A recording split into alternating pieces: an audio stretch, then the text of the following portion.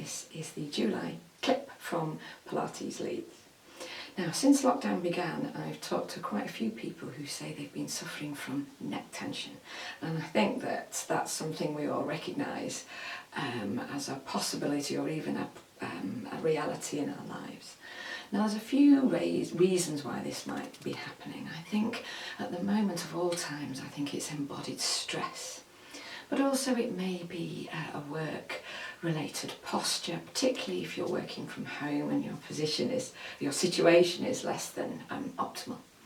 Also, there's some other things like chest tension can cause neck tension, jaw clenching can cause neck tension, and weakness in the muscles of the upper back that are designed to help you sort of sit or stand tall with the optimal alignment. So I'm going to look today at a little pick and mix of a few things you can do to help. And most of them you don't need equipment, but I'm also going to use the spiky massage balls. So here we go. So I'm going to start standing up, and the mere act of standing can be quite helpful because you're standing tall and you can focus on aligning your spine and melting your shoulder blades out of your ears. So it's kind of cognitive, you almost don't need to do an exercise, it's sort of awareness. And when I say stand tall, what I really mean is we're sort of getting away from that tendency to stoop. So you're standing into your feet, you're standing tall, allowing the shoulder blades to relax out of your ears. And to emphasise the head position, there's two extra special things you can do. Thing number one is be aware of your vision. When we're working on devices or looking at our mobile phones, we tend to be quite focused in with the vision. But to be relaxed and back with the head, neck and shoulders, consider your peripheral vision. Look to the horizon, look to the side, and that helps head and neck. And here's another thing. The head often is a little bit forwards, as in that or that. So to emphasise the correct position, firstly, bring your head forwards, doesn't feel really particularly nice, but do it, come back to neutral and bring the head back. Okay, so those are your extremes of range. And then to really turbocharge the correct position, put your hand behind your head and push. So there's no movement going on, it's a static contraction, it's called an isometric contraction. So you're firing up the muscles here that hold the head in position and releasing off the ones at the back, but they're not actually going anywhere. And you can do that with both hands, get a little bit of a stretch in the arm there, but you're emphasising and helping the head on top of the body position. So that's really all posture and alignment. One last thing is what you can do just to take tension off your shoulder blades by simply moving them. So these are shoulder rolls. You can shoulder roll with your arms long, or you can shoulder roll with your, with your elbows bent. So let me be a bit more specific. Forward, back, down and round. 6 or 7 circles, change direction, and for reference purposes I'm going to bend my elbows and I'm going in the opposite direction. So you're not in that held tense position, you're mobilising your shoulder blades. And finally, arms up and down. Now you don't feel that you're moving your shoulder blades here, but you are. Mostly you notice your arm, and it's quite a nice mobiliser of the armpit and the arm, but in actual fact it's working the shoulder blades. So there you have things to bear in mind that will help in standing. Here's a few tips if you're sitting in a chair. So if you're sitting for long periods at work, you will be tending to be curved forward, head forward, maybe the shoulders hunched a little, or sometimes they're a bit like this when we use the computer screens, keyboards, aren't they? So periodically, or in a set point during the day, sit tall. So you're sitting on your sit bones, spine is long, shoulders back and down, head isometrically fired up by these muscles, and your vision again is away from the desk or a device and it's looking here. And I'm going to add a last thing into these postural things, and this is the jaw. Are you someone who tends to be tense in the jaw or clench the teeth? Take a moment, think about that, and as you sit, be aware that the teeth are parted, but not when I'm talking, but the lips are closed, but the teeth are parted. So you're not letting the jaw gape, which can strain the muscles of the jaw, but neither are you grating together. So lips together, teeth apart. So there's a kind of tip for the jaw. And here's some other things you can do in sitting. So these are mostly concerned with mobility of the spine. So the first one is rotation. Sit tall, rotate from side to side. As you rotate one way, the opposite hand on the knee will give you a little bit of a helping hand. And come back. So if you rotate to your left, right hand on the left knee. So mainly we want to mobilise the trunk. So it's the rib cage and the upper back. So yes, the eyes, the head, the neck go, but I want you to feel that you're moving with your rib cage. And I want you to take a breath out as you go and in as you come back on every single rep. Do 5 per side. And then do more rotation, but here's a change. Put your hands like the genie of the lamp, fix on a point in front of you, and just rotate your body and not the head. Now this is great because this is saying to the body, look, the neck can rest. The upper body can do movement. It doesn't all have to come from the neck, tensing it up. So there's some more rotation. Okay, and then another movement for the spine, and I would suggest you protect your head here. And then you're going to allow your upper back to extend up. So the chin, the collarbone to the chin and the eyes up. And then the opposite direction, collarbone, chin, eyes down. Breathe in as you extend up. Breathe out as you come down. And do 5 of these too, up and down. And finally, I'm going to give you a chest opener. Such a little simple thing, but we do get tense here when we're sitting, particularly working. So bent arms in front of you and then behind you. That's all it is. But also it challenges your ability to stay back with the head, long in the spine, and then you're moving this arm without moving anything else. So it's kind of isolated.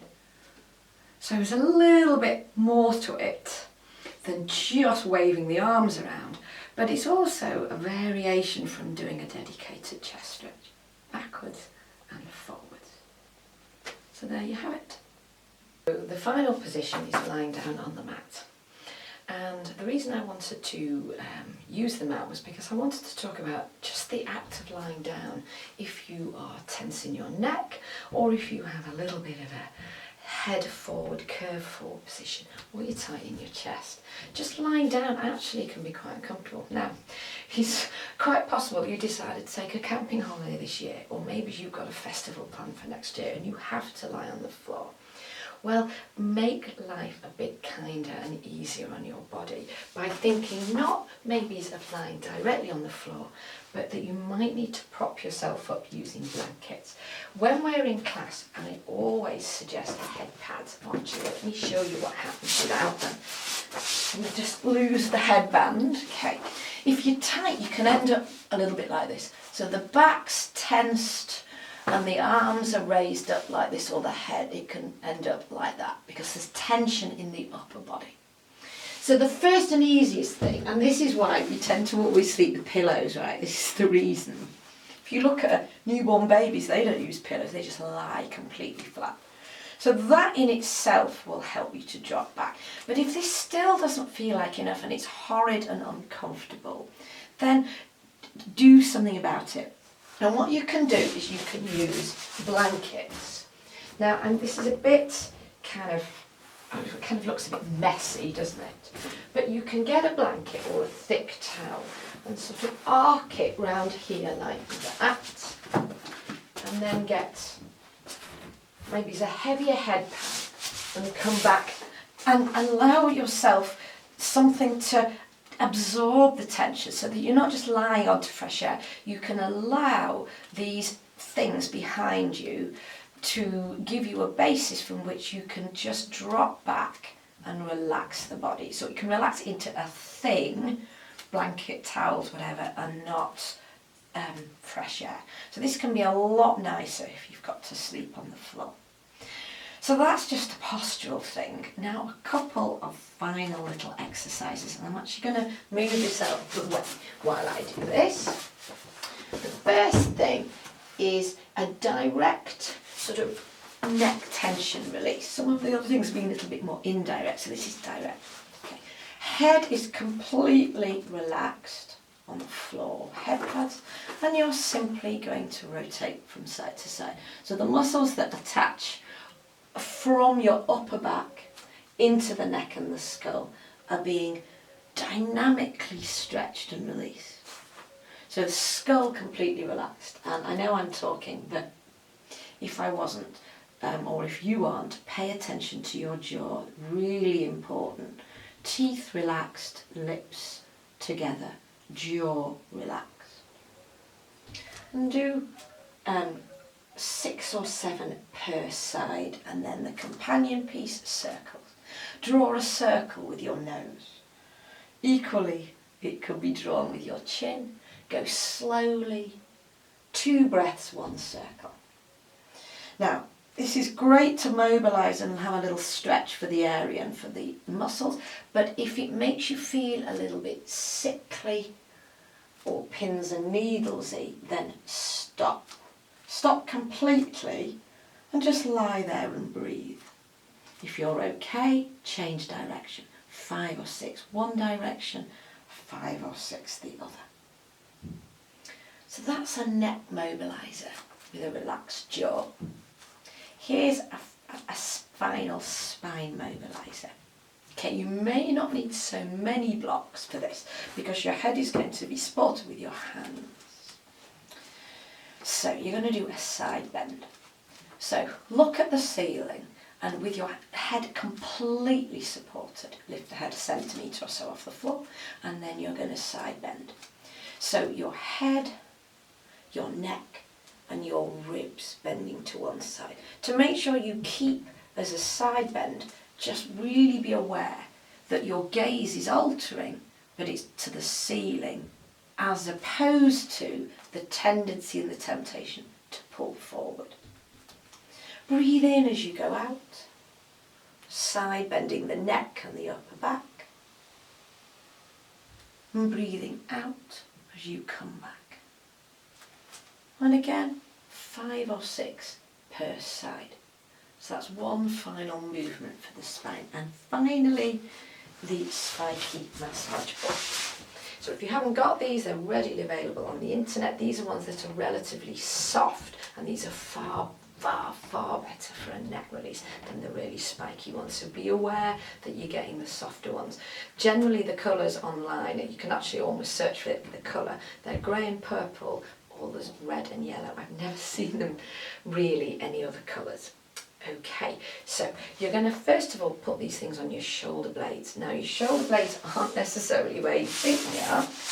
That's your shoulder blade. It's attached to your arm. So again, you might need head pads to support you here. You're going to lie down, roll to one side, one on one shoulder blade, one on the other. And you know what? You could just lie there and let them work their magic by just lying there and softening into your muscles. The extra thing you can do is move your arms at the same time. You can go up and down like we did earlier, or you can do circles, both directions, guys, or you can go out to the side. Now this takes time. Take as long as you like. You can vary the position slightly. I don't think there's a right or wrong. There's just whether it's right for you. So play around with the balls on your shoulder blades, and then I would suggest taking them off and putting them right onto the muscles between the neck and your upper back. Okay, you can again simply lie there, Or you can play around with your arm position, and that will feel quite tender what I'm doing here. Or if you want to really give it some va-va-voom, okay, you can lift your bottom in the air. And as soon as you do that, you've got more pressure in the balls. So you could go down and up with your bottom lift, or you can play around with the arm position.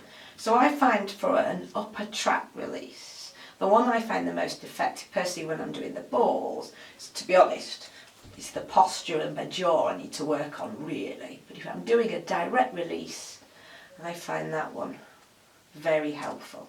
Bottom up, arms up, aloft. Again, timing, take as long as you've got. Okay, then you can try the balls on your neck like that, and you've got to sort of work to get them into place. And again, you can just lie there. You can sort of hold them in maybe just to get a little bit of a different position, and you can even turn side to side. There are other things and other places you can put these balls in to get release for the neck, but I'm just going to give you those for now. I think it's enough. And so, good luck with all of those, guys. And next month I'm going to look at some strength training for your upper back, which also helps to dissipate tension because it helps to make the body being in a better place. Cheerio. Hi there. I do hope you found this clip useful. We've got plenty more on the site, and for now I've suggested another one for you to watch. If you want to know more about what we do in Leeds, then do visit the website at pilates-leeds.com, and right now you can subscribe to the YouTube channel and we can do this all again next month. Cheerio!